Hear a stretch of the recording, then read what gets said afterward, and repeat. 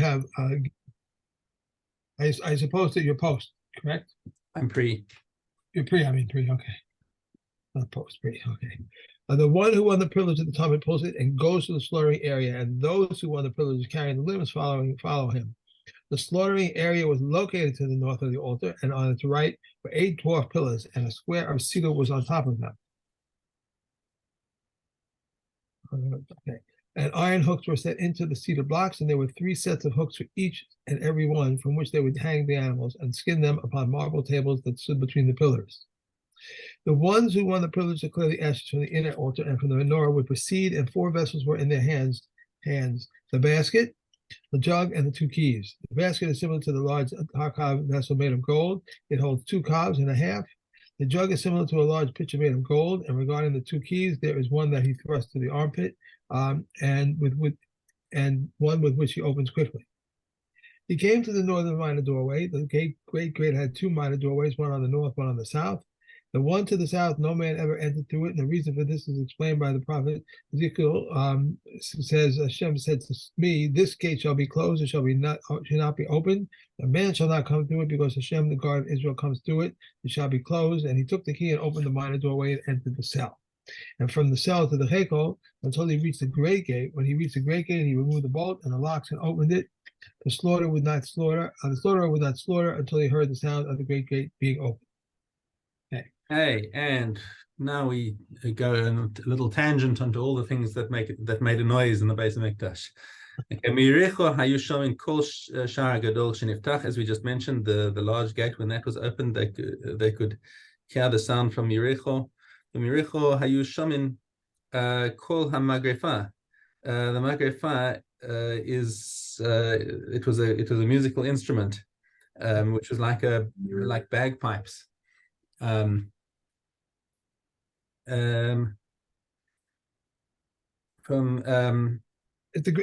great gate is the one that was shipped to another city, another person. No, that was Shar Nicanor. So Shar Nicanor is the gate between the Ezras Nashim and the Ezras Yisrael. Okay, that's an outdoor gate. The great gate they're talking about here is the gate that opens into the Heichal, the big building. Okay, all right. Okay, no need to apologize. It's a fair question. Okay. The sound of the musical instrument that the Levites used to play, it was something that was apparently a bit like bagpipes.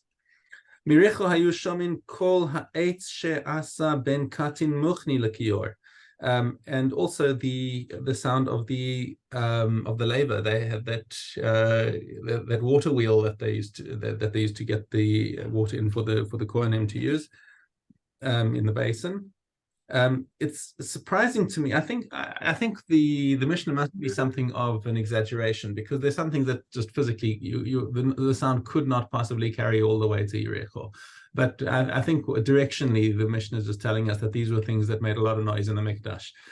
Mirecho hayu shomin kol Gavini Karoz, the guy the guy called Gavini, who was made all the announcements in the Beis Hamikdash. He would call the Kohanim to their stations.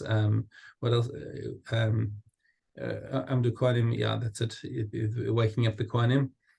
Mirecho hayu shomin kol hachalil, and they also heard the sound of the flute, which was during the Simchas Beis HaShoeva. But not Lav Dafka Simchas Beis HaShoeva, even just with the Levium singing on every day. Okay. And sorry, I skipped one. Mirecho hayu shomin kol hatziltzal. The tziltzal is the cymbals that one of the musicians would play on. Actually, kind of there were 12 days when they would play the. They are in the right order. I beg your pardon. I got the Kol Khalil, and then there's the Tziltzal. The symbols were right. So the symbols happened every day, and the Khalil was only 12 days during the year. So one of those was during the Chag of Sukkot. I mean, one of those, 7 of those was during the Chag of Sukkot. or 6. It would have been 6. I don't think they played them on Yom Tov itself or Shabbos. Also, when they blew the shofar on so they blew the shofar every day 21 times during the course of the Avodah. So we're not just talking about Rosh Hashanah. Okay. And Shamin Kol Hashir, and also the song that the Levium would sing every day during the day. Yeah. Okay, so these are all things that Kol Hashir and the Kol Shofar. Like I keep jumping between the commentary and the Mishnah itself, so I might have got things out of order there. Anyway, all of these things, as I said, it's probably an exaggeration in the Mishnah. But directionally, we're saying that these things that were very clear and loud and could be heard from a long way away. Yesh omrim af kolo shel kohen gadol, even the kohen gadol b'shashu mazkiras Hashem b'Yom Kippurim, right? He would say the Shem Hashem meforash on Yom Kippur, and it could be heard from that far away. Miricho hayu merichim reach pitum hakatoris. They could even smell the incense. Amar Rabbi Eliezer ben Diglai. He says, Izim hayu lebeis abba bahar michvar. So this place Bahar Michvar was even further. It was in, and some say it was even on the other side of the Yarden. They would sneeze from the incense. Yeah. Okay. I'm not saying that I'm not saying that Shem couldn't make this happen. But to believe that fragrance from Yerushalayim will go to Yeriko with some wind blowing, moving in different directions. They're all like you're saying. Maybe yeah, it seems implausible, doesn't it? At any rate, it's not of any halachic significance. It's just it's describing a phenomenon that may or may not be accurate. But directionally, I think is whenever you see something that you look at this and say you can't be taking this literally, you say okay, so maybe don't take it literally. It's not necessary to take it literally to understand that this is the direction that they're pointing you in. Okay. So the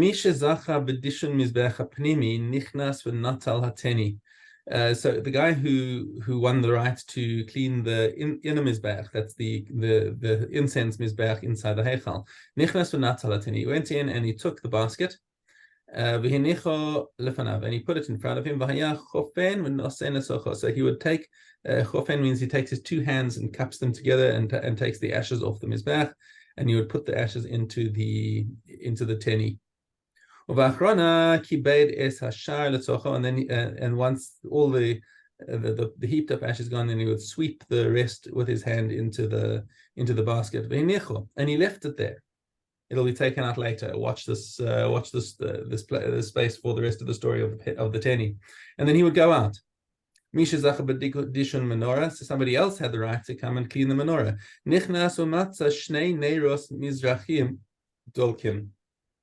So he came in, and if he found that the 2 easternmost lights were still burning, so what he would try and do is try and leave the lights, some part of the menorah burning at all times. So he'd leave them alone. He would take the remaining 5 candles and empty them out into the teni. And he would leave those 2 burning. If he found that they had actually extinguished, then he would clean them out as well. And he would he would clean those out first, and he would relight them from the ones that were already burning. And then afterwards he would do the rest of them. Now there's a bit of background to this, because during the time of Shimon HaTzadik, there was a nace that happened inside in the Mikdash that the one light actually it's just got to get the geography right.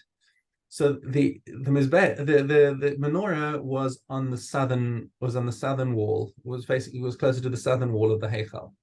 Okay, so it's facing, so it's running from east to west, where west is closest to the Kadosh HaKadoshim and east is facing the outside. Okay, so now the ones that we're talking about, the two easternmost ones, that's facing the entrance. So, and now those two ones, one of them is more east than the other. So those two, one of the east is the east one and one is the west one. So so if you're counting from right to left, from east to west, it's it's candles 1 and 2 that we're talking about here. And 2 was the one that stayed burning all the time. So they kept that one. The practice became that they would treat those 2 separately. So the remaining 5 they would take out and clean. They would bring them back and relight them, and then they would take those 2, clean them, and relight them. Just to remind us of the nice that used to happen in the time of Shimon HaTzadik. Relight it from the western candle, the one that's the west one. Yeah. Right. Well, no, I don't know if they needed to relight it from those ones.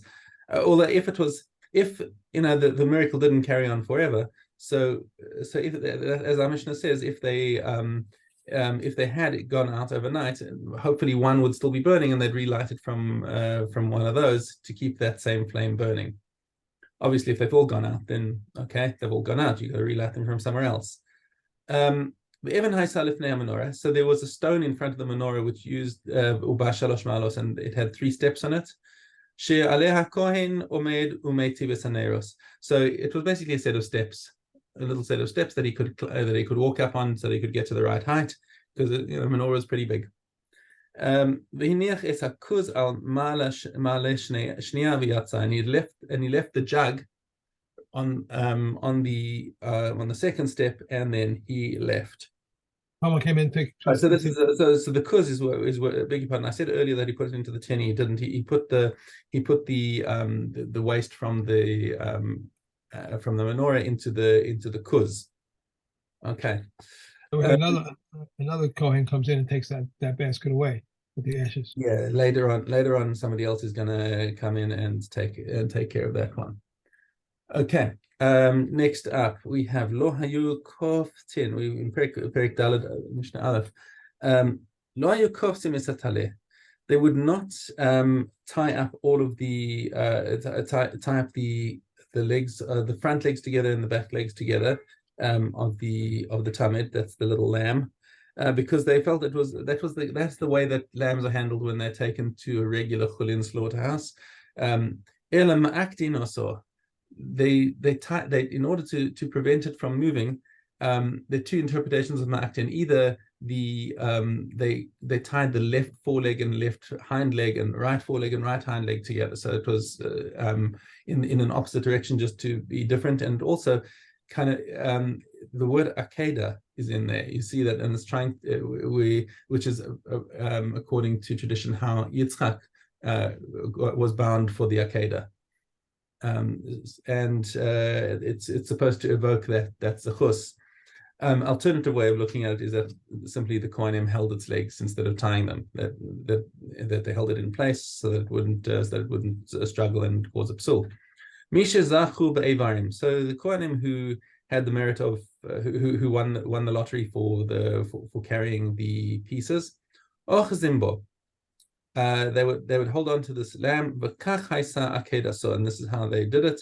Rosho ledarom, upanav lemarav. So they would face it with its head facing south, and turned its head towards the west. Remember, the west is where the heichal is. Shochet omed b'mizrach, and he would stand on the east of the animal, right? In other words, behind it, so that he would reach over it and do the shchita. Upanav lemarav, so that his face is also towards the heichal. So in the morning, they would do it by the northwestern corner of the mizbach, al tabashnia, by the second ring. And you can see, I don't know if you've got this a diagram in your outscroll of that matrix of 4 by 6 rings that they had in the in front of the mizbach. Right. Do you have a similar diagram to what I've got? Yeah, Abraham. So there's the Mizbeach, and so the Mizbeach, in front of the Mizbeach, there are basically 4 rows, and each row, moving away from the Mizbeach, has got 6 rings in it. And in the morning, they would go to the second ring away from the Mizbeach on the westernmost row. And in the evening, then they would go to the northeastern one. Why is this? So they wanted to be close to the Mizbeach, but at some times of year, the sun would be further in the south, and therefore there would be a shadow cast from the Mizbeach onto the rings. So they wanted to do it in a place where it wasn't in the shade, and for the same reason, it's west or east depending on morning or evening. So in the morning, they went more to the west, so that the shadow of the sun coming over the wall would be able to reach that ring, and in the evening, on the other side, because the sun is now in the west, and they want to be as far east as possible in order not to get caught in the shadow. Okay, shachat hashochet v'kibel hamakabel. So the shochet does the shchita, and another coin is holding a kli to catch the blood. Balo lekerin mizrachis zvonis. He would go to the northeastern corner. Nosen mizrachat tzfona. He would throw it on the northeast corner. Maravis dromis, and then he would go around the mizbech to the southwestern corner. Remember, you give 2 splashes, one on the northeastern corner, so that it covers 2 walls, and then to the southwestern corner, so that again it covers 2 walls. Nosen marava dromis. And then he would pour out the remnants onto into the hole in the southwestern corner of the mizbeach. Okay, and more of the story tomorrow. Okay, Mila.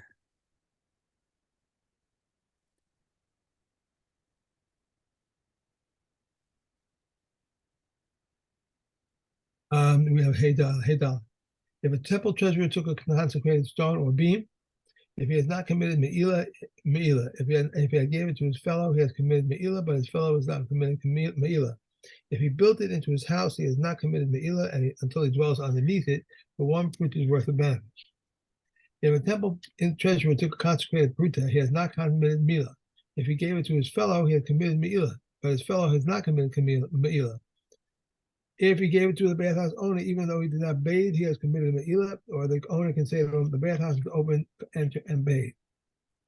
His own consumption and the consumption of his fellow, his own consumption and the consumption of his fellow, his own benefit and the benefit of his fellow, his consumption and the benefit of his fellow, his benefit and the consumption of his fellow, all combined with one and the other, even over an extended period of time. If an agent carries out his assignment, the household has committed Me'ilah. If the agent does not carry out his assignment, the agent has committed Me'ilah.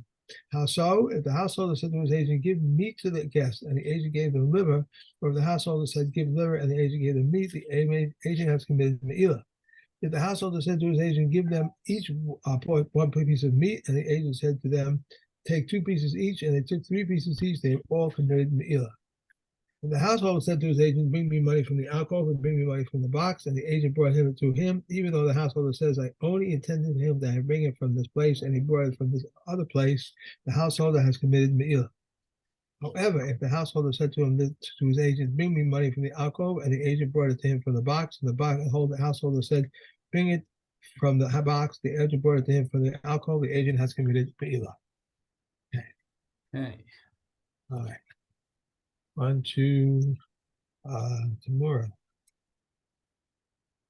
Hey Aleph. How does one use subterfuge regarding a Bechor? Concerning an animal that was pregnant with a first offspring, one declares what is in this womb. If it is a male, it's an Ola, and if he gave birth to a male, it is offered as an Ola. If he declares it is a female, and if it's a Shlomin offering, if she gave birth to a female, it is offered as a Shlomin. If one declares that the fetus is a male, it's an Ola, and it is a female, it's a Shlama offering. And they gave birth to a male and a female. The male is offered as an Ola, and the female is offered as a Shlomin. If she gave birth to 2 males, one of them is offered as an Ola, the second one is sold to those who have an Ola obligation, and its proceeds are Kulin. If she gave birth to two females, one of them is offered as a shlomin, and the other one, the second one, is offered sold to those who have a shlomin obligation and receives a kulin. If she gave birth to a tumtum and an androgen, then Shimon ben Gamliel says no sanctity takes effect upon them. Okay. If one declares the fetus of this pregnant animal as an ola and she herself as a shlomin, his declaration stands. But if he declared that pregnant animal is a shlomin and her fetus is an ola, the fetus is the offspring of a shlomin. These are the words of Reb Meir. But Yossi said if he intended to say this from the outset, since it's impossible to utter two designations simultaneously, his declaration stands. However, if after he declared this pregnant animal is hereby a shlomin, he then can reconsider and declare the fetus as an ola and the fetus of the offspring is a shlomin. Okay. So Next. we are up to, Nachos. Zayin base. there we go. Zion base. Did I get that wrong? I had I did Zayin base. Yeah. oh, really? Menachos Zayin base. One way. What did you have? I had Gimel. I think Gimel Aleph, Gimel base. All right. Zion base. Okay, sounds good. The initiation offering were bought like the matzah of the Torah offering, chalos, rakikim, and ruka. This is the nazar consisted of two parts of the matzah of the Torah offering, chalos and rakikim, but it has no ruka. Thus, it consists of 10 Yerushalayim chavs, which equals 6 esron, and all the excess. From all of them, he will take 1/10 of truma, as it is stated, and he shall bring it from one from every offering of truma to Hashem. One, he may not take it broken from every offering, and that all offerings should be equal, and that he may not take it from offering from another. To the Kohen who throws the blood of the Shabbat offering shall it belong, and the remainder is eaten by the Kohen. If one slaughtered the Torah offering inside while its loaves were outside the wall, the bread is not sanctified. If he slaughtered it before they became crusted in the oven, or if all were crusted except for one, the bread's not sanctified. If he slaughtered it for beyond the time or for outside the place, the bread is sanctified. If he slaughtered it and it was found to be a treifa, the bread is not sanctified. If he slaughtered it and it was found to be blemished, it really says it is sanctified. The comments say it is not sanctified if he slaughtered it for designation other than its own, so too the initiation, and so too the initiation ram. And so too the two lambs of the Shavuos, which were slaughtered for designation other than their own, the bread is not sanctified. If libations were sanctified in a vessel and the sacrifice was found to be valid, if there is another sacrifice present, they are offered with it. If not, they become invalid by being left overnight. The offspring of a total offering at Samora is one who set aside a total offering and it was lost and they set it aside in its place, do not require bread as it is stated, and he shall offer it with the sacrifice of the total offering. The total offering requires bread, but neither its offering, its replacement, or Samora require bread. Okay. One who said, That's it. that's it. That's it. We are now going into fell out. Daled. Sorry, Daled, right? Daled. Yeah.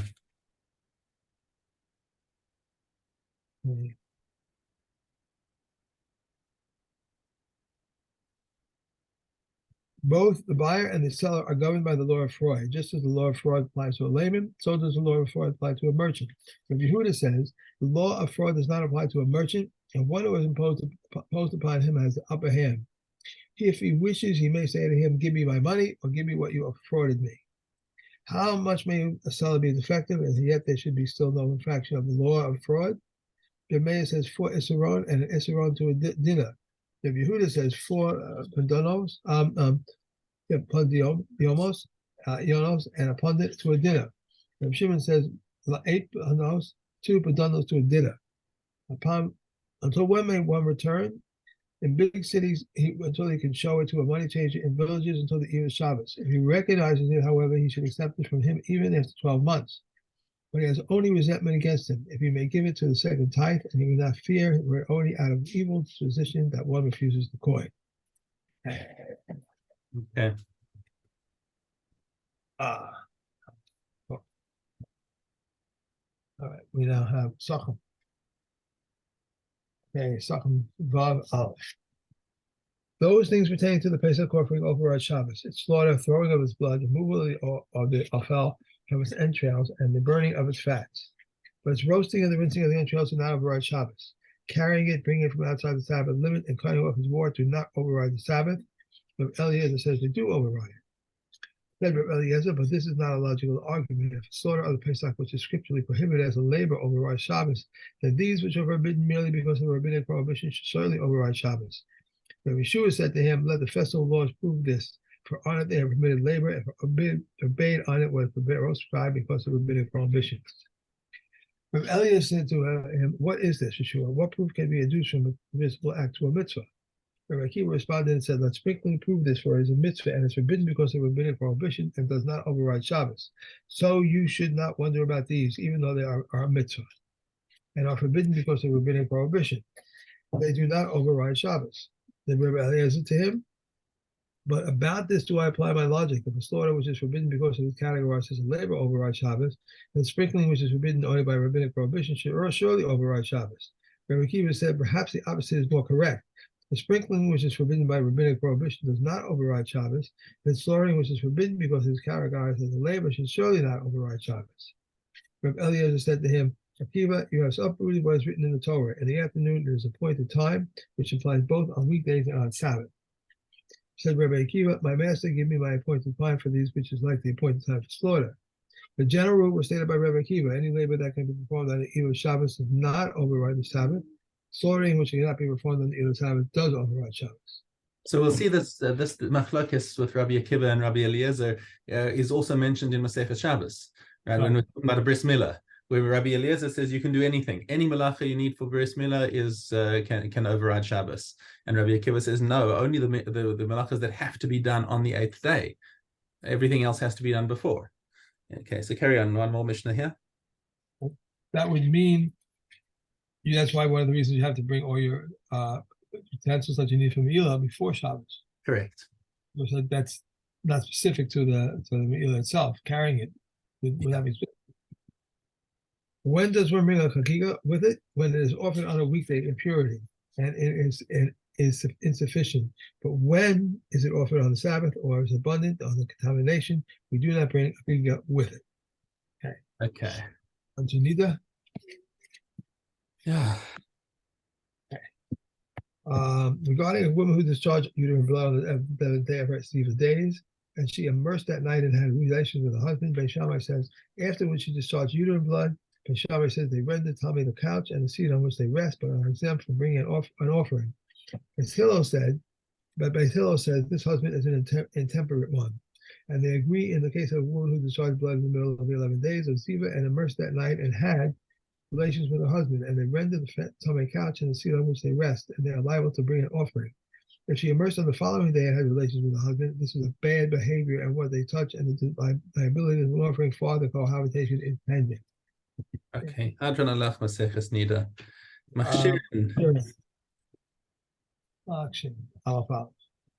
Concerning any liquid which one was pleased at the beginning of the beginning, even though it was not pleased at the end, or if he was pleased at the end, even though he was not pleased at the beginning, it is included in the law of if water is placed. Tamid liquids convey tuba whether one was pleased or one was not pleased with the wedding.